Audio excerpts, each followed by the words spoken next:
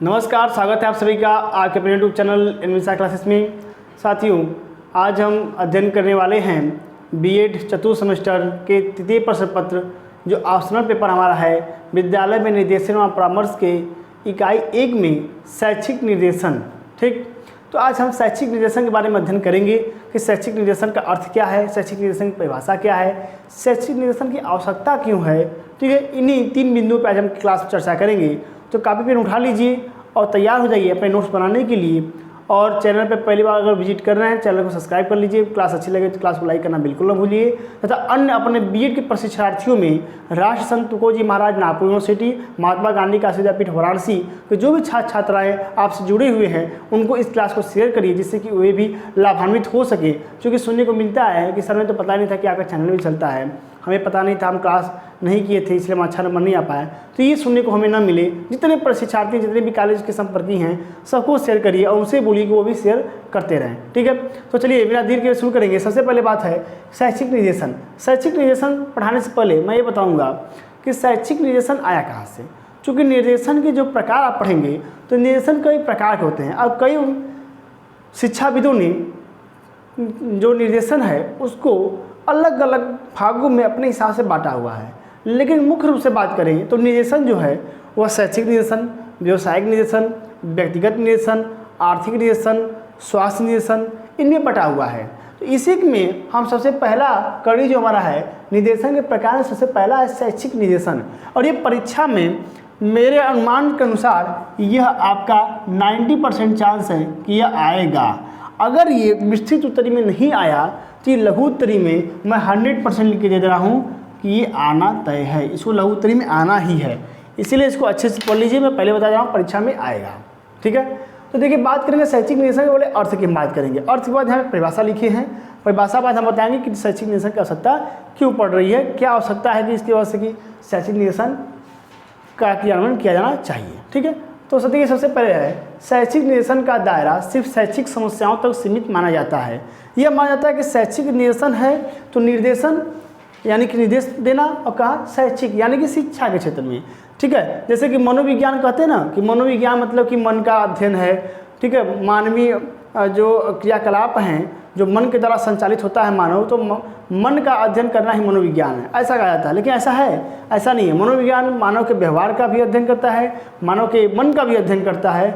ठीक है, तो वही चीज़ यहाँ पर भी है, कह रहा है कि शैक्षिक निर्देशन का दायरा सिर्फ शैक्षिक समस्याओं तक सीमित माना जाता है, कि इसका जो दायरा है शैक्षिक निर्देशन का वह सिर्फ शैक्षिक समस्याओं के समाधान तक ही सीमित है। लेकिन ऐसा नहीं है, परंतु ऐसा नहीं है। शिक्षा का एक महत्वपूर्ण उद्देश्य जीविकोपार्जन है। हम सभी शिक्षा ग्रहण कर रहे हैं, बीएड कर रहे हैं, एमएड कर रहे हैं, असिस्टेंट प्रोफेसर बन रहे हैं। क्यों बन रहे हैं, हम क्यों ऐसा कर रहे हैं? हम टेट निकाल रहे हैं, सुपर टेट निकाल रहे हैं, सी टेट की तैयारी कर रहे हैं। क्यों कर रहे हैं? क्योंकि हमें क्या कमाना है? हमें धन अर्जित करना है। ठीक है, हमें व्यवसाय करना है, हमें जीविकोपार्जन करना है, हमें अपनी आजीविका चलानी है। हमारी भी शादी होगी, जब नौकरी लगेगी तो शादी होगी, बच्चे होंगे, परिवार बढ़ेगा।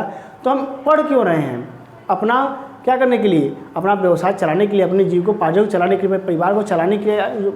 ठीक है, दाना पानी की व्यवस्था करने के लिए। तो वही चीज़ है कि शिक्षा का एक महत्वपूर्ण उद्देश्य जीविकोपार्जन है।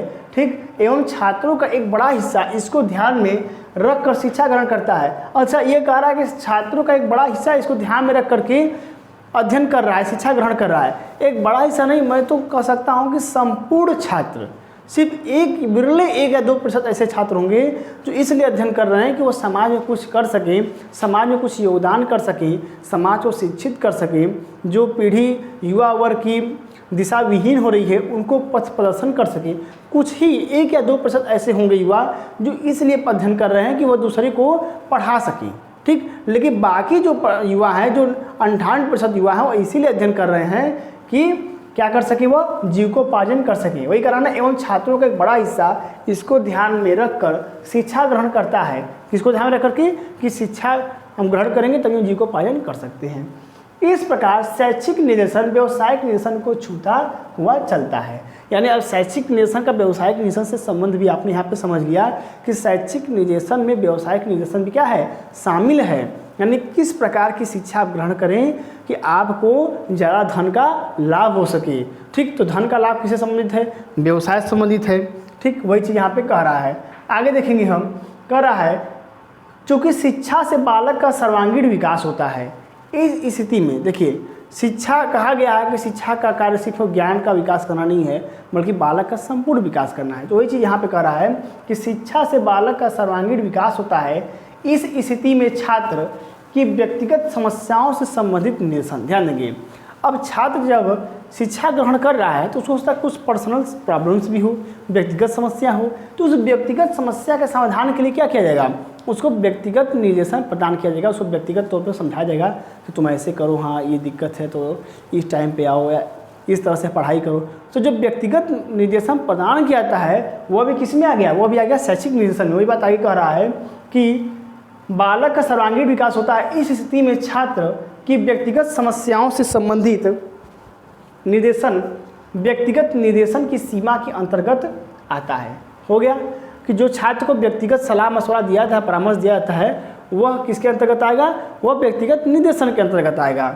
आगे है, इस प्रकार शैक्षिक निर्देशन प्रदान करते समय हम क्या करते हैं, जब शैक्षिक निर्देशन प्रदान करते हैं तो हम व्यावसायिक निर्देशन ही प्रदान करते हैं और व्यक्तिगत निर्देशन ही प्रदान करते हैं। समझ में आ गया होगा, व्यावसायिक निर्देशन भी प्रदान करते हैं और क्या करते हैं, व्यक्तिगत निर्देशन ही प्रदान करते हैं, जैसा कि मैंने आपको अभी समझाया है। ठीक, समझ में आ गया होगा आपको। अब तो ये हो गई बात किसकी, ये यहाँ से लेकर के यहाँ तक अर्थ है। ठीक, अब बात करें आगे हम परिभाषा की। तो परिभाषा में है जोन्स के अनुसार, जोन्स महोदय परिभाषा है कि शैक्षिक निर्देशन का संबंध विद्यार्थियों को प्रदान की जाने वाली उस सहायता से है जो उन्हें विद्यालय, पाठचर्या एवं विद्यालयी जीवन से संबंधित चयन एवं समायोजन के लिए अपेक्षित है। कह रहा शैक्षिक निर्देशन का संबंध विद्यार्थियों को प्रदान की जाने वाली वह सहायता है जो बालकों को, जो छात्रों को विद्यालय, विद्यालय की पाठचर्या एवं विद्यालयी जीवन से संबंधित चयन एवं समायोजन के लिए अपेक्षित है। यानी कि जो जो बालकों के पाठ्यक्रम के लिए, बालकों को विद्यालय में समायोजन करने के लिए, बालकों के विद्यालय से संबंधित जो भी समस्याएं हैं उनके समाधान के लिए, जो उनकी आवश्यकताएं हैं उनकी पूर्ति के लिए और जो उनकी रुचि है उसके अनुसार शिक्षा प्रदान करने से संबंधित है शैक्षिक निर्देशन, ये कह रहा है। आगे हमारा है रूथ स्ट्रांग के शब्दों में। रूथ स्ट्रांग महोदय ने कहा कि शैक्षिक निर्देशन का उद्देश्य व्यक्ति विशेष को उपयुक्त कार्यक्रम का चयन एवं उसे प्रगति करने में सहायता देना है। यानी रूथ स्ट्रांग महोदय ने सरल शब्दों में कहा कि शैक्षिक निर्देशन का उद्देश्य है कि व्यक्ति विशेष को एक अच्छा जो कार्यक्रम है उसके चयन हेतु प्रेरित किया जाए, उसको सहायता दी जाए कि वो एक सही ढंग से शिक्षा का चुनाव कर सके कि उसे कौन शिक्षा ग्रहण करनी है, किस स्तर की शिक्षा ग्रहण करनी है, उसके चयन उसको सहायता प्रदान की जाए। ठीक है, जिससे कि वह क्या कर सके, वह अपनी प्रगति कर सके और प्रगति करते हुए उन्नति कर सके और अपने लक्ष्य को प्राप्त कर सके। ठीक, यह बात है रूथ स्ट्रांग महोदय के शब्दों में। आगे है ब्रेवर के अनुसार, देखेंगे ब्रेवर ने कहा कि शैक्षिक निर्देशन को व्यक्ति के बौद्धिक विकास में सहायता प्रदान करने के सचेतन प्रयास के रूप में परिभाषित किया जा सकता है। इन्होंने कहा कि शैक्षिक निर्देशन को हम व्यक्ति के बौद्धिक विकास से संबंधित कर सकते हैं। यानी कि कोई व्यक्ति अगर शैक्षिक निर्देशन किसी को प्रदान कर रहा है तो वो सामने वाले व्यक्ति का बौद्धिक विकास कर रहा है। ठीक, शिक्षण या अधिगम के लिए किए गए सभी प्रयास शैक्षिक निर्देशन के अंतर्गत आते हैं। इन्होंने सरल शब्दों में कहा कि शिक्षण या अधिगम के लिए, शिक्षण मतलब शिक्षण क्या है, सीखने सिखाने की प्रक्रिया ही शिक्षण कहलाती है। ठीक, तो कह रहा है कि शिक्षण या अधिगम के लिए, सीखने या सिखाने के लिए जो भी प्रयास किए जाते हैं शिक्षा के क्षेत्र में, सीखने या सिखाने के लिए जो भी प्रयास किए जाते हैं सभी शैक्षिक निर्देशन के अंतर्गत आते हैं, इन्होंने कहा ब्रेवर महोदय ने। ठीक, ब्रेवर महोदय ने यही कहा कि सीखने और सिखाने के अंतर्गत जो भी प्रयास आते हैं शिक्षा संबंधित वे सभी शैक्षिक निर्देशन के अंतर्गत आते हैं। इस तरह से यह परिभाषा जोन्स के अनुसार, रूथ स्ट्रांग के अनुसार और ब्रेवर के अनुसार है। आप इसको नोट डाउन कर लीजिए और इसके साथ ले लीजिए, फिर अभी हम आगे बताते हैं आपको। ठीक है, तो ऐसे किनारे हट जाता हूँ मैं।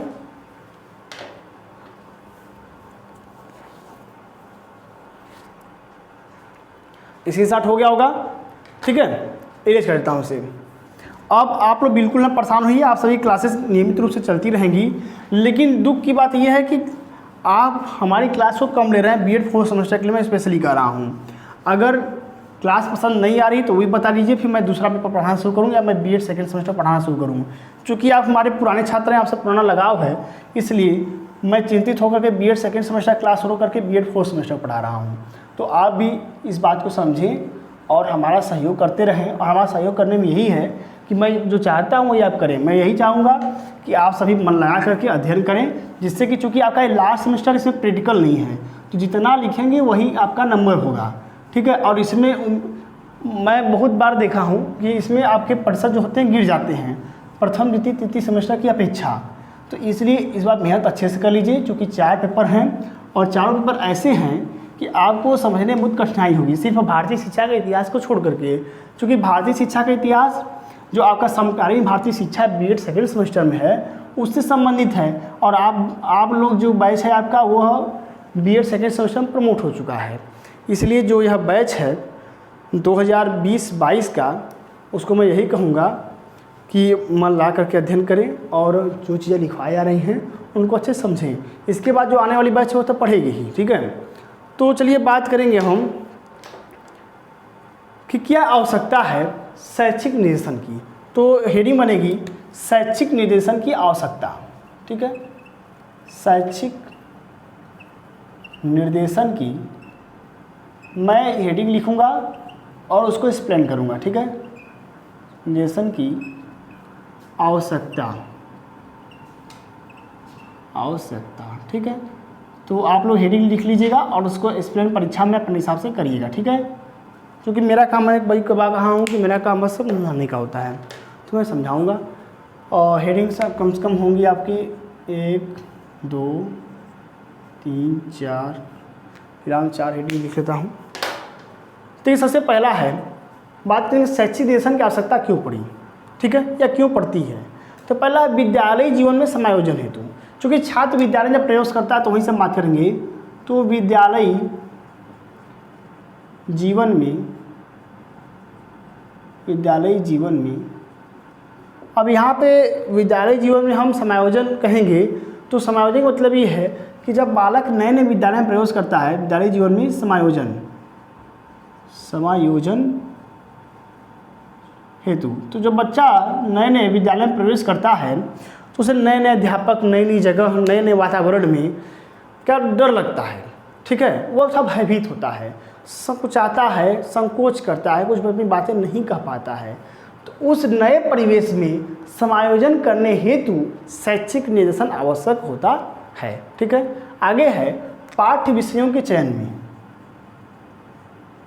पाठ्य विषयों के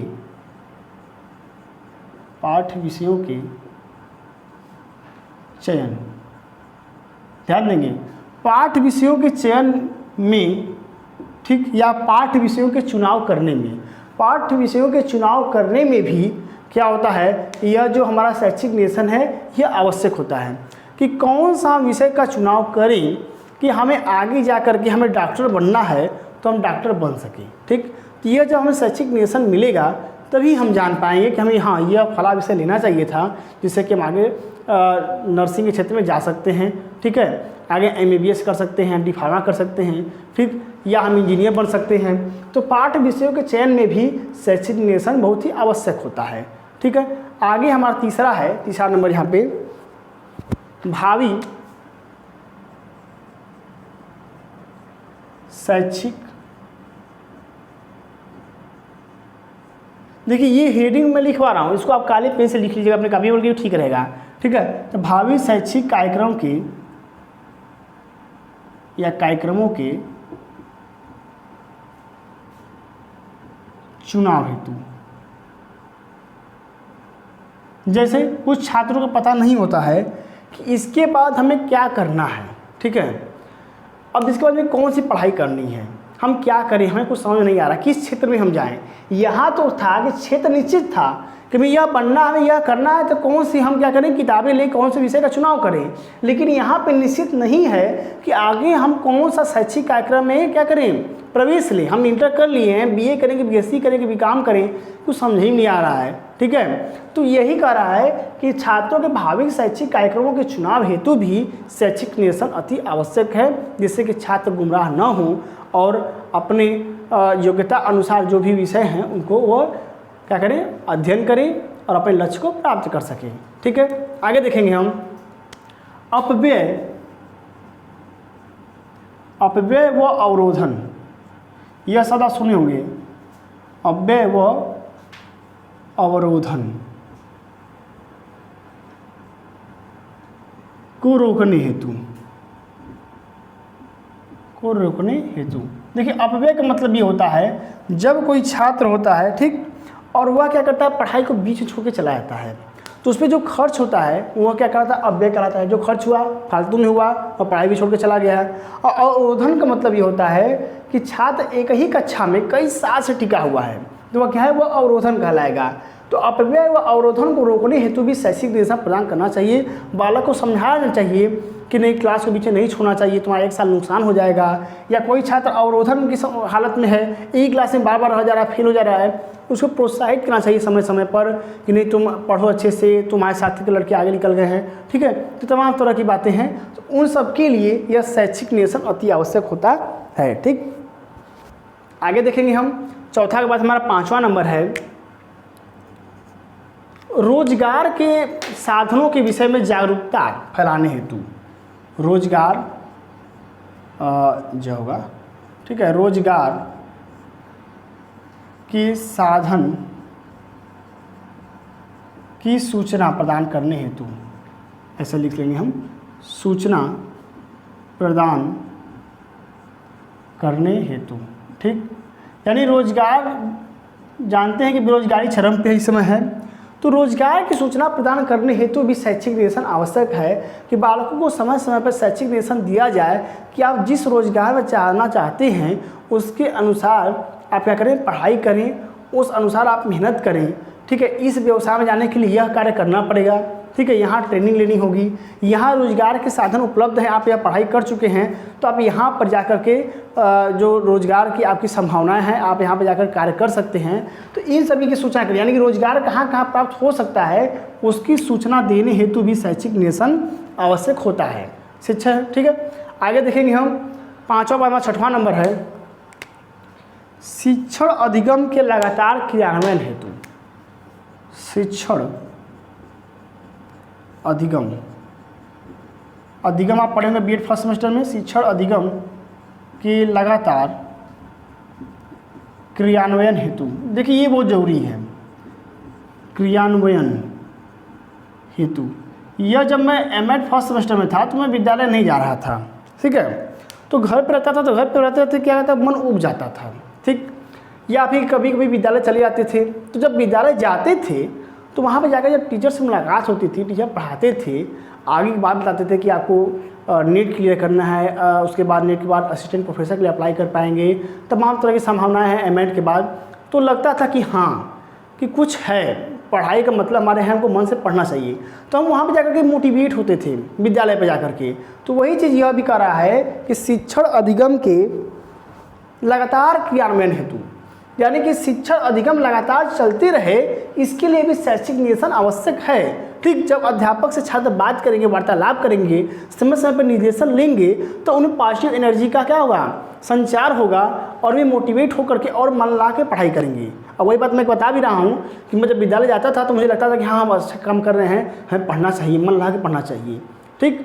और जब घर पर आते थे तो एकदम शरीर शिथिल पड़ती थी, पढ़ने का मन नहीं करता था। यही कह रहा है कि शैक्षिक जो प्रक्रिया हमारी है, शिक्षण अधिगम की प्रक्रिया है, इसके लगातार क्रियान्वयन हेतु शैक्षिक निर्देशन आवश्यक है, ठीक है। आगे हमारा 7वां अनुशासनहीनता को रोकने हेतु, ठीक है। यह तो बहुत महत्वपूर्ण चीज़ है, अनुशासनहीनता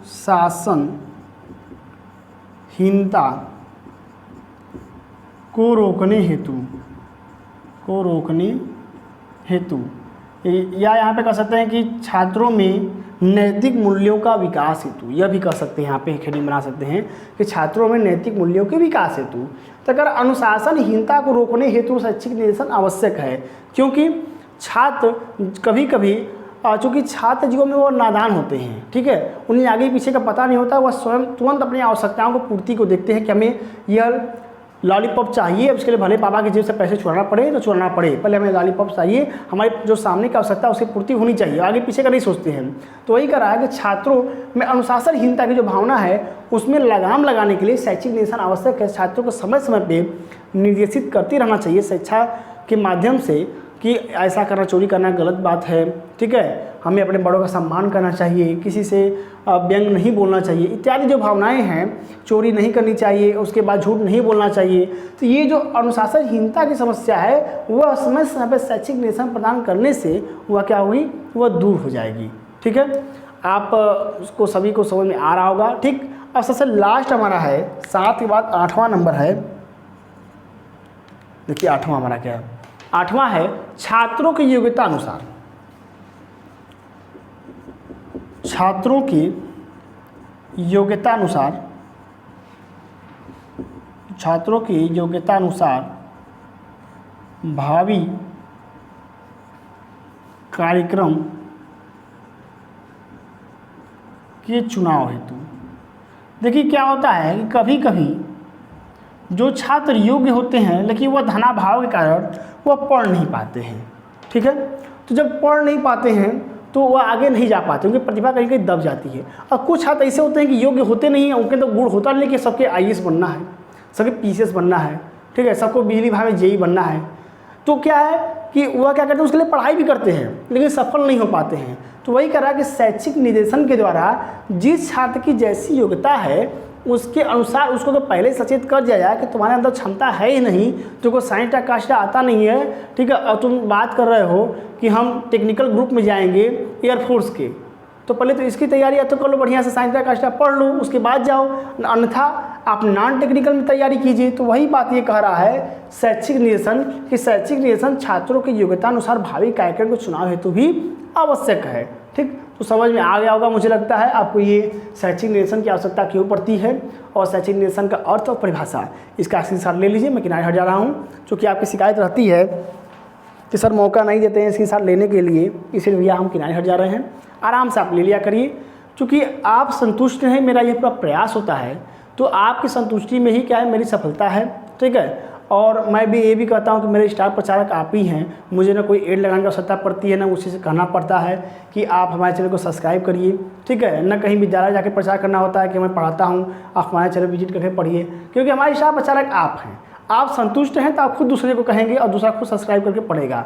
इसलिए मैं एकदम निश्चित रहता हूँ, आप सभी के भरोसे है, आपका परिवार है, आप संभालिए। ठीक, और अध्ययन करते रहिए। कोई चीज़ अगर ना समझ आई हो तो आप कमेंट करेंगे, मैं आपको वहाँ पर रिप्लाई दे दूँगा। कभी ऐसा नहीं होगा, हाँ हो सकता है कि 1 दिन 2 दिन लग जाए, लेकिन मैं रिप्लाई ज़रूर करता हूँ। ठीक है, तो इसी के साथ मिलते हैं अगली क्लास में। अगली क्लास हमारी होगी कि विभिन्न स्तरों पर शैक्षिक निर्देशन के उद्देश्य क्या हैं, प्राथमिक स्तर, माध्यमिक स्तर और उच्च स्तर पे शैक्षिक निर्देशन के क्या उद्देश्य हैं। ठीक, और बल्कि मैं ये कह रहा हूँ कि इन जो तीनों स्तर पे जो उद्देश्य हैं शैक्षिक निर्देशन के, यह मैंने निर्देशन में ही पढ़ा दिया है कि निर्देशन के क्या उद्देश्य है प्राथमिक स्तर पे, माध्यमिक स्तर पे, उच्च स्तर पे। वही जो निर्देशन के उद्देश्य हैं तीनों स्तरों पे, वही शैक्षिक निर्देशन के भी उद्देश्य हैं तीनों स्तरों पे। तो आप बल्कि उसको पढ़ लेंगे तो अच्छा रहेगा। ठीक है, तो इस तरह से मुझे लगता है कि मुझे ये पढ़ाने की आवश्यकता है नहीं, आप देख लीजिएगा। ठीक, और मिलते हैं फिर अगली क्लास में, तब तक के लिए धन्यवाद, आपका दिन शुभ हो।